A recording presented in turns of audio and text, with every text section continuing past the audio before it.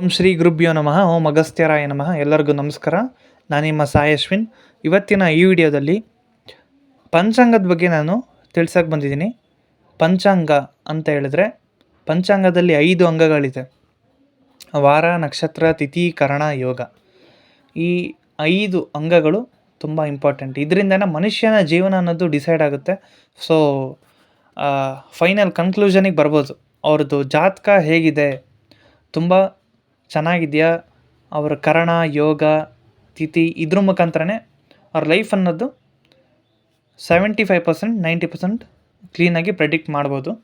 ಹಾಗೆ ಇವಾಗ ಈ ವಿಡಿಯೋದಲ್ಲಿ ಪಂಚಾಂಗದಲ್ಲಿ ಮುಖ್ಯವಾಗಿರುವ ಒಂದು ಟಾಪಿಕ್ ಬಂದು ತಿಥಿ.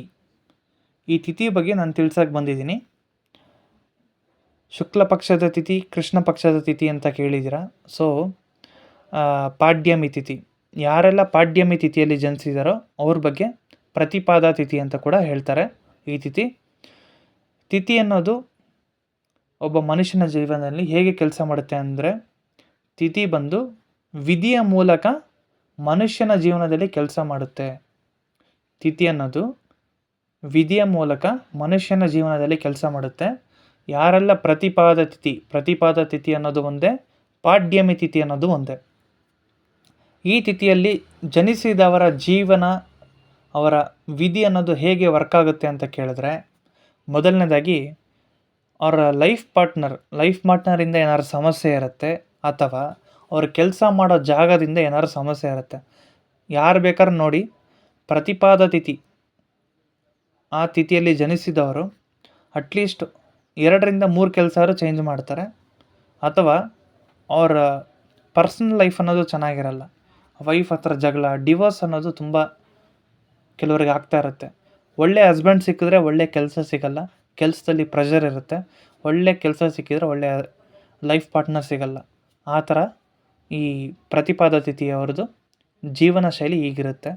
ಹಾಗೆ ಪ್ರತಿಪಾದ ತಿಥಿಯಲ್ಲಿ ಯಾರೆಲ್ಲ ಜನಿಸ್ತಾರೋ ಅವ್ರ ಜೊತೆ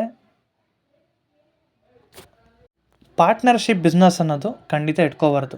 ಪಾರ್ಟ್ನರ್ಶಿಪ್ ಬಿಸ್ನೆಸ್ ಅನ್ನೋದು ಇಟ್ಕೊಂಡ್ರೆ ನಿಮಗೆ ನಿಮ್ಮ ಬಿಸ್ನೆಸ್ಸಿಗೆ ತುಂಬ ಹೊಡೆತ ಬೀಳುತ್ತೆ.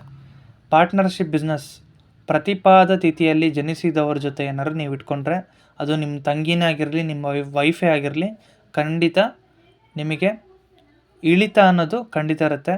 ನಿಮಗೆ ಲೈಫಲ್ಲಿ ಏರಿಕೆ ಅನ್ನೋದು ಆಗಲ್ಲ. ಸೊ ಪ್ರತಿಪಾದ ತಿಥಿಯಲ್ಲಿ ಹುಟ್ಟಿದವರಿಗೆ ಸಮಸ್ಯೆಗಳು ಕಟ್ಟಿಟ್ಟ ಬುದ್ಧಿ. ಸೊ ಅದನ್ನು ನೀವು ಸ್ವಲ್ಪ ಅವಾಯ್ಡ್ ಮಾಡಿಕೊಂಡ್ರೆ ಒಳ್ಳೆಯದು. ಪ್ರತಿಪಾದ ತಿಥಿಯಲ್ಲಿ ಯಾರೆಲ್ಲ ಜನಿಸ್ತಾರೋ ಅವರಿಗೆ ಮೊದಲನೇದಾಗಿ ತುಲಾರಾಶಿ, ಮಕರ ರಾಶಿ ತಿಥಿ ಶೂನ್ಯ ಆಗುತ್ತೆ. ತುಲಾರಾಶಿಯಲ್ಲಿ ಯಾವುದೇ ಒಂದು ಗ್ರಹ ಇದ್ದರೆ, ಉದಾಹರಣೆಗೆ ನೀವು ಮೇಷ ಲಗ್ನ ಆಗಿ 10ನೇ ಅಧಿಪತಿ ಶನಿ ಒಂದು 7ನೇ ಮನೇಲಿದ್ದರೆ, ವೈಫಿಂದ ನಿಮಗೆ ಮದುವೆ ಆದಮೇಲೆ ನಿಮಗೆ ಬಿಸ್ನೆಸ್ ಅನ್ನೋದು ತುಂಬ ಲಾಸ್ ಆಗ್ಬೋದು.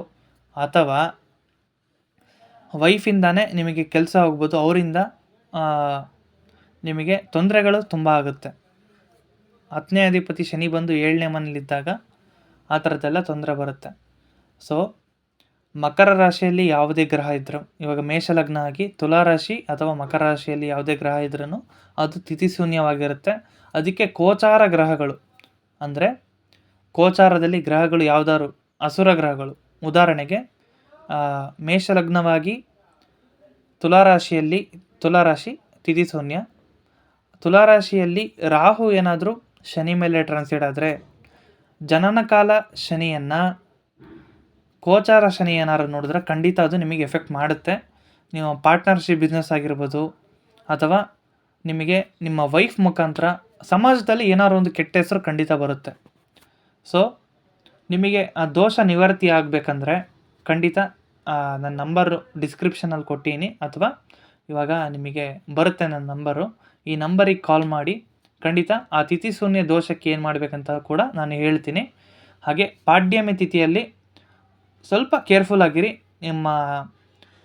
ನಿಮಗೆ ಬರುವಂಥ ಲೈಫ್ ಪಾರ್ಟ್ನರಿಂದನೂ ಸ್ವಲ್ಪ ಅವರಿಗೆ ಡಾಮಿನೇಟ್ ಮಾಡೋದು, ಅವರು ನಿಮಗೆ ಡಾಮಿನೇಟ್ ಮಾಡೋದು, ಮಿಸ್ಅಂಡರ್ಸ್ಟ್ಯಾಂಡಿಂಗ್ಗಳು ತುಂಬ ಇರುತ್ತೆ. ಅದನ್ನು ಸ್ವಲ್ಪ ಅವಾಯ್ಡ್ ಮಾಡ್ಕೊಂಡ್ರೂ ತುಂಬ ಒಳ್ಳೆಯದು.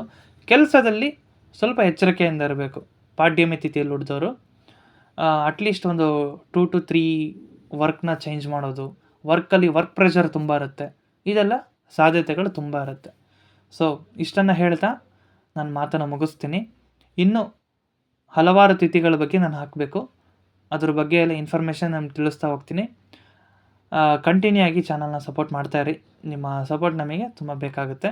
ಧನ್ಯವಾದಗಳು. ನಾನು ನನ್ನ ಫೋನ್ ನಂಬರ್ ಕೊಟ್ಟಿದ್ದೀನಿ. ಯಾರಿಗೆಲ್ಲ ಪರ್ಸ್ನಲ್ಲಾಗಿ ಜಾತಕ ತೋರಿಸ್ಬೇಕೋ ಖಂಡಿತ ಈ ನಂಬರಿಗೆ ಕಾಲ್ ಮಾಡಿ.